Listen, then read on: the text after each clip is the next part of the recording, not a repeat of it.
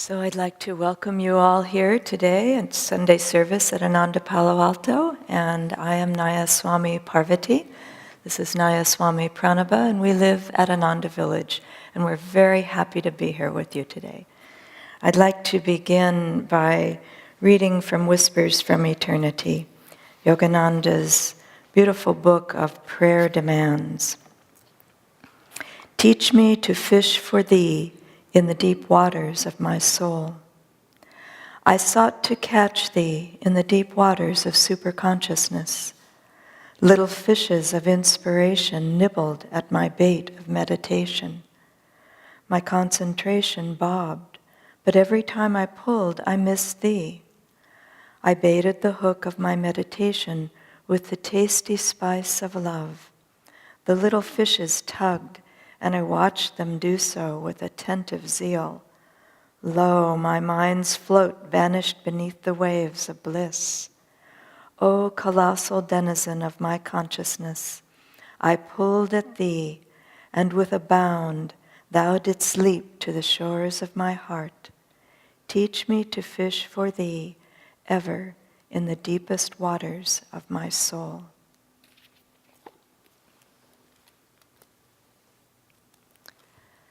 So Yogananda's poems are wonderful, and it's always a joy to find ones you haven't read in a while. The topic today, perfection, is self-transcendence,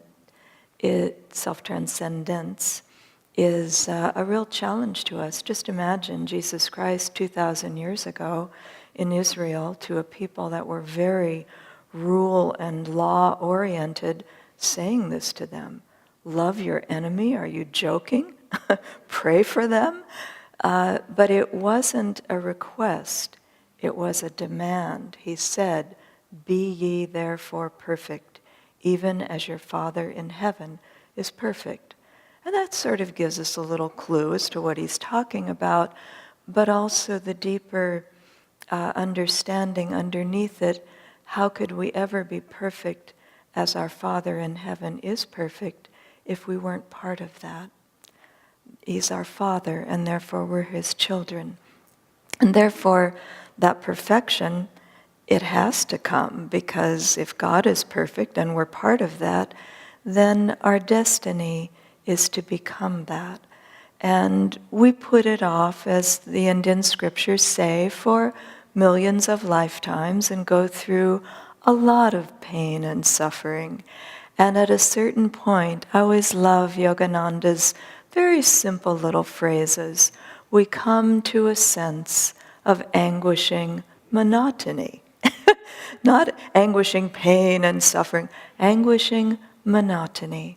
Because we finally get it, that the world that we live in is not as it seems. It's duality, and it can never allow us to have fulfillment. Never. It's just never going to happen. And that's the anguishing monotony part. And therefore, that's when we start to get a little glimpse of where do we seek this perfection? Where do we find fulfillment? Now, it's an interesting thing. In our household, when we get up in the morning and meditate, and then we're having breakfast, one of us might say to the other, "Is it a school day today?" And the other one says, "Yep, it's a school day today. We have to go to school." And in fact, every day is a school day. And it takes us quite a number of lifetimes really to come to that realization that of why we're here and what on earth is this duality, this world all about? What's the purpose of it all? In fact, that's one of the big unanswered questions for most people. They're not ready to hear the answer yet, but what is the purpose of life? Well, simple. Find God, become perfect, and go back into our oneness with that divine. But that's a big bite to take. And the thing about school, there was this mother and son, And the mother came in and she said, "Son, time to get up, you need to go to school today, you have to get up." And the son said, "Well, I don't want to go to school today. There's 2 reasons I don't want to. The kids don't like me, and it's just no fun." And the mother looked at him and she said calmly, "Well, my son, there's 2 reasons why you have to go to school today. 1, you're 51 years old, and 2, you're the principal." Anyway, this getting it right, I mean, that's such a great, I love that. But getting it right, it, for whatever reason, and the reason, duality is incredibly powerful. Maya, they call it in India Mahamaya, the great Maya, because it's so powerful, and it's so elusive, and it's so magnetic.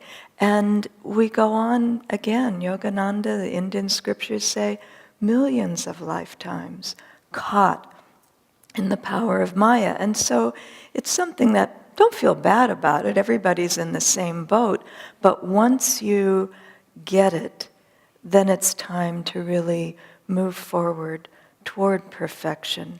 It's essential for our own fulfillment, and it has to come. We can't avoid it.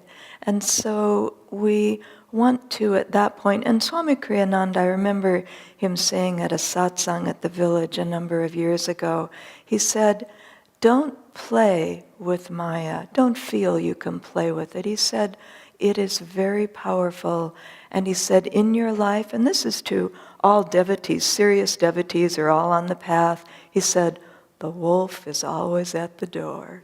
Because the power of Maya is not just a force of magnetic energy, it's a conscious force of magnetic energy. And its purpose, very impersonal, its purpose is to draw us away from that oneness in the divine. That's the whole purpose of Maya. Entertainment, keep you involved. Wow, look at this, look at this. It can go on forever, almost. But then we come back to that anguishing sense of monotony. And no matter how good the show looks, we get it. It doesn't work. It's not as it appears to be. And in the Awake, the Life of Paramhansa Yogananda movie, there is, if you haven't seen it, do try to see it. And there is one part of it that I was remembering that's very sweet. It's the a man who is a Hollywood actor. What is his name? Herb Jeffries. And Yogananda was so magnetic. Living in Los Angeles, he drew many people from the movie industry who were interested, and Herb Jeffries was one of them. He had been the bronze buckaroo in movies. He was half black and chose to stay in that black world. But he was very involved in Hollywood, and he was also a singer. He sang during the 1940s. But at a certain point, and I think it must have been in the late 1940s when Swami Kriyananda was with Yogananda as well, Herb Jeffries came, and he's interviewed in the movie about his interview with Yogananda. And, he portrays he goes up onto the hill where the holy man is in the middle of Los Angeles and has an interview with him, and this is his big day. And Yogananda, being an avatar and a true master, a true lover of God, and a real, an avatar, a master who was for all of us, for the soul in everyone. He sits down with Herb Jeffries and he just asks him some fun questions. He said, "So, do you still smoke?" And Herb Jeffries said, "Yeah, I do." And the master says, "You may continue." And Herb Jeffries is like, "Wow." And he said, and then the next question from Yogananda is, "And you drink alcoholic beverages?" And he said, "Yeah, I do." because he's feeling like I'm sinking into this hole as I answer these questions. I have to answer him truthfully because he obviously knows. And he said, yeah, I do. And Yogananda very sweetly says, you may continue. And then he said, and do you play around with loose women? And Herb Jeffries said, yes, I do. And Yogananda very sweetly, quietly, you may continue. And at this point, Herb Jeffries says, hey, wait a minute. Here I came here. I really want to get on the spiritual path. And I can do all these things and be on the path? Are you joking? And Yogananda said, well, there's one catch.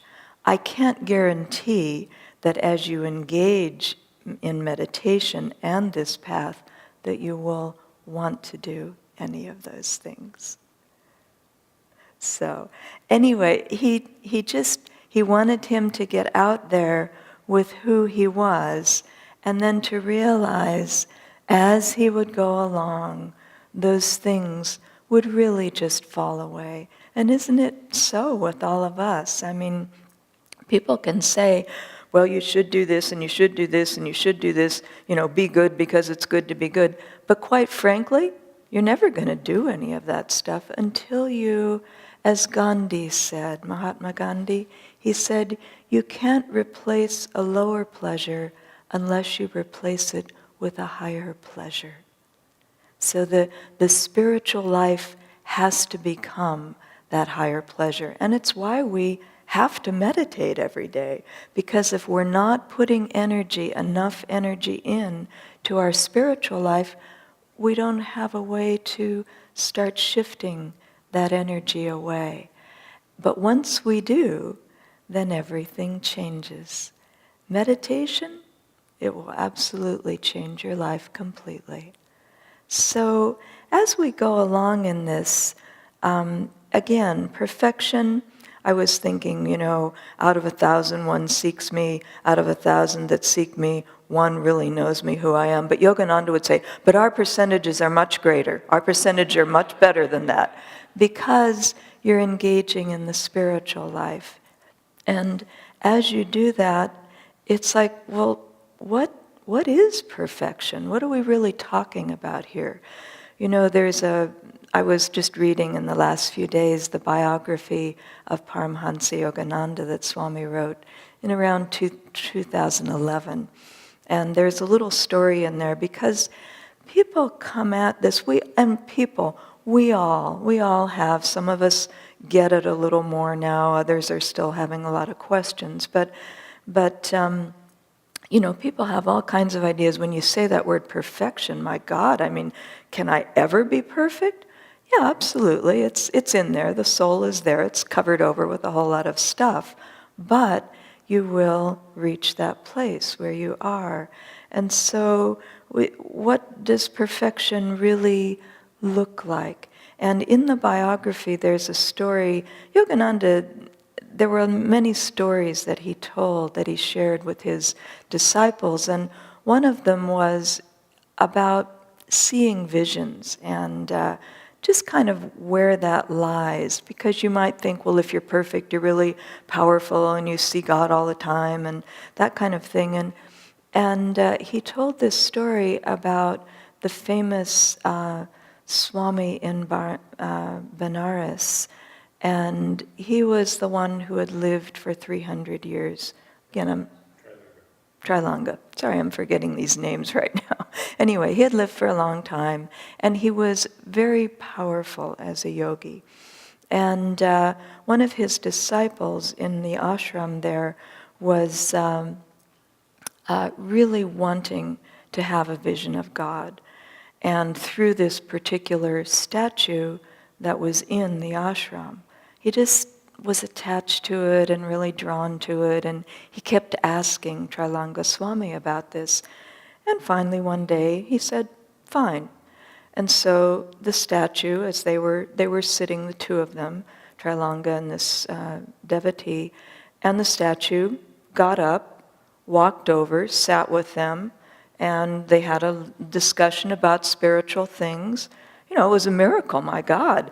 And so they're talking, and then the statue at the end got up, walked back, and went back into the form. And Trailanga Swami looked at this man and he said, now what do you have? It's about us perfecting ourselves, about us remembering really our perfection. And the ego is at the heart of it. Our self-definitions, our self-identification is what binds us, continually binds us. When something happens, me, it always refers, and if you just start, it's fun actually, you can just start deflecting that. It happened. Don't add the little two words, to me. Just say, it happened. Something happened, somebody criticized you, you make some big blunder. Don't say, I did it, say it happened.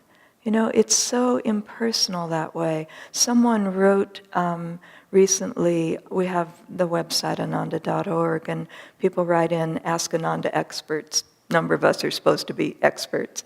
And so this man wrote in, and it was a very simple question. He said, how do you know when a karma is finished? And I thought, what a great question. And I said, well, and this is what I've heard from Swami, but also I've felt it in myself, and you all have these experiences because everyone does as you go along, is that you don't even remember.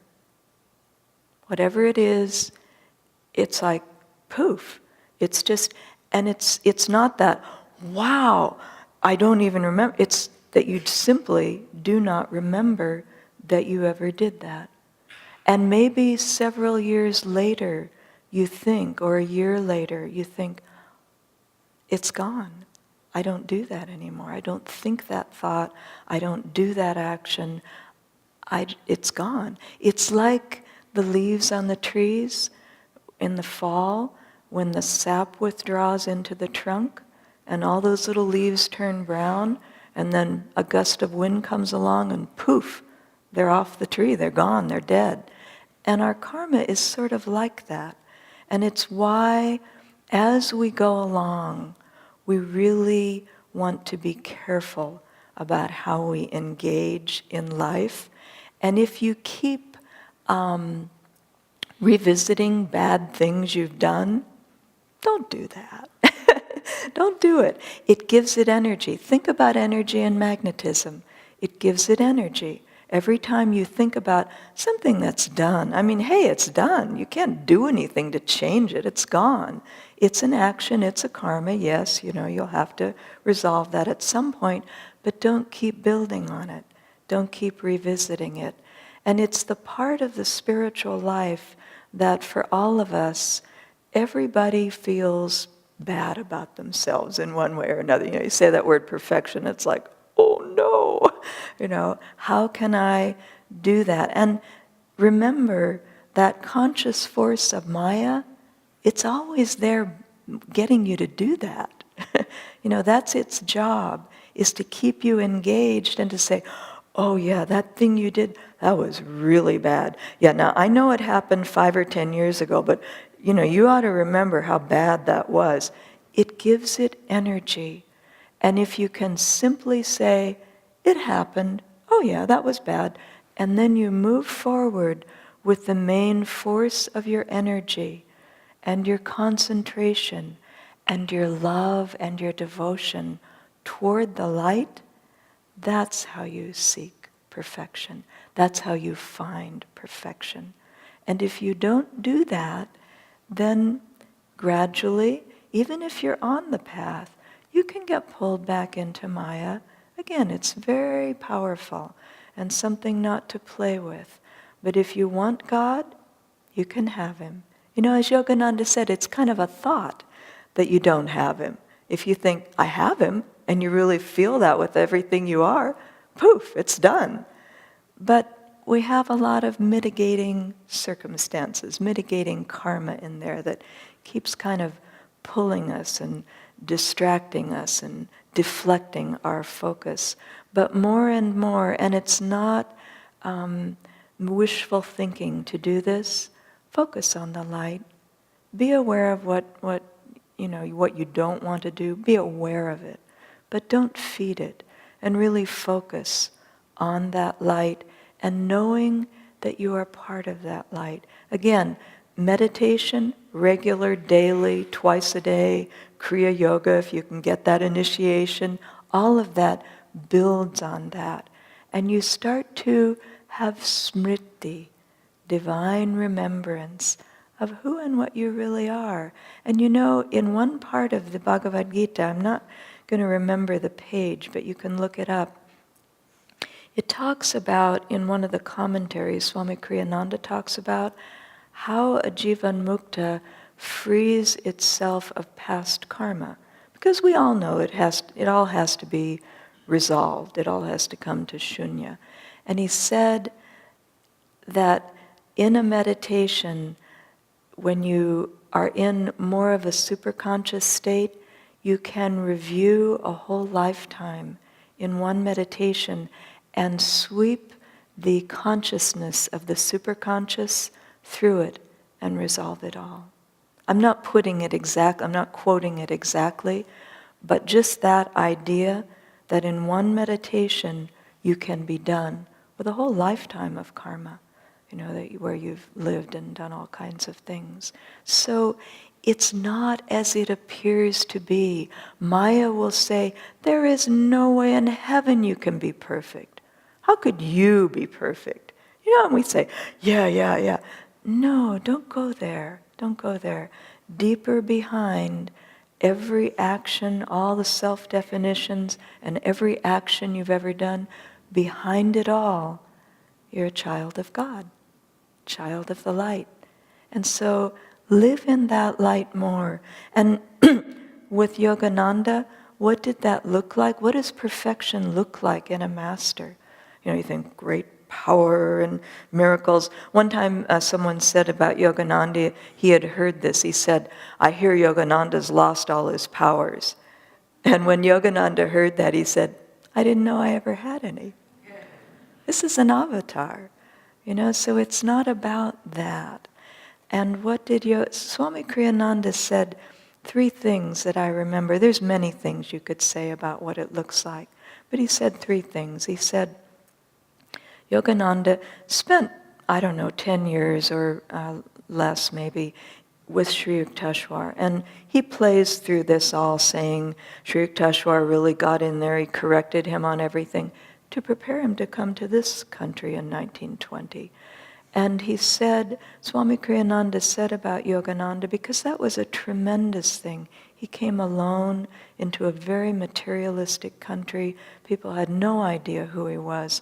Dark skin, long hair, wow. Just leaves it wide open for any kind of ridicule you could possibly imagine.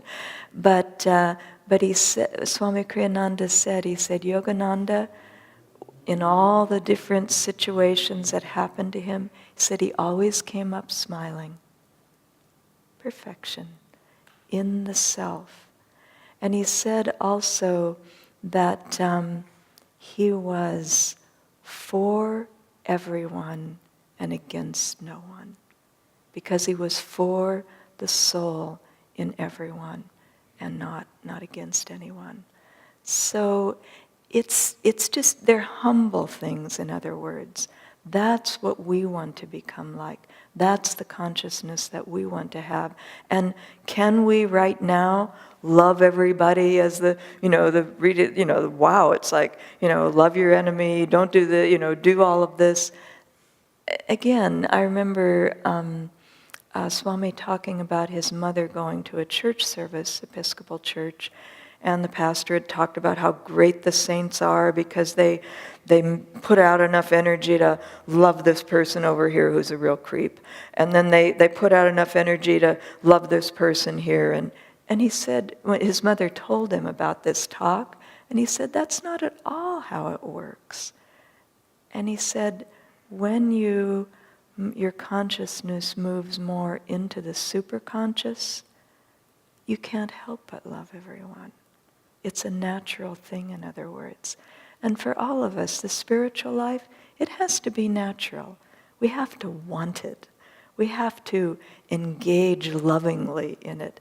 But he just said, when you raise your consciousness, that's how you see life. You see God everywhere.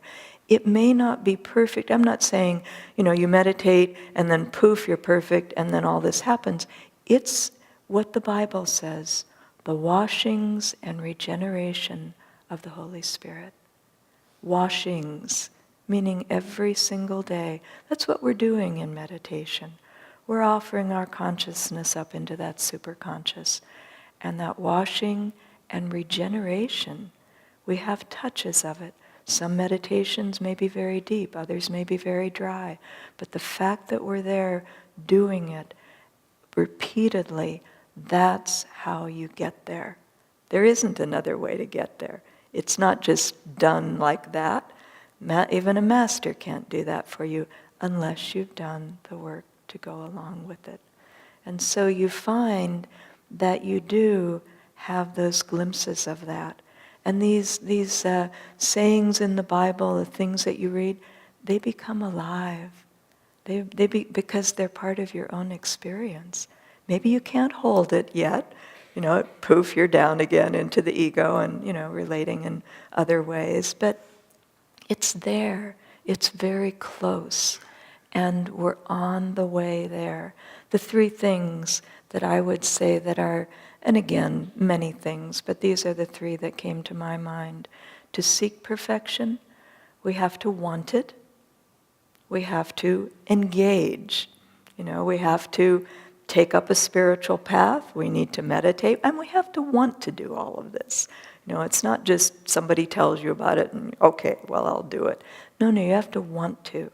So there's our will engaged with teachings that can really do this for us. Secondly, we have to develop love for God and devotion. Very sweet. It's the oil of the spiritual path. So in whatever ways possible, work on that. And the last thing is, to find God, you have to have a guru. And so, because the guru's grace, his power, in other words, his consciousness and his magnetism, that's what will, in the end, get us out of this mess of the Mahamaya. But again, without our opening ourselves, in other words, we open by practice, we open by calling on him, we open in all these ways. Our effort and our willing, desirous, loving effort is what really engages that divine with us. And then we find that little by little, our karma falls away, and we just look at life differently. We look at people differently. We see that every single one of them, no matter how strange or bad or whatever, they really do have that soul inside. It's not just an intellectual concept anymore. It's something that's alive and real for us because we're doing what all the masters have done, engaging in the spiritual life and moving forward. And the one Yogananda said this was his highest prayer. As Jyotish said, he's got several highest prayers, but this was one that we printed up many years ago. He said to God, "Give me thyself that I may give thee to all." That is the highest prayer.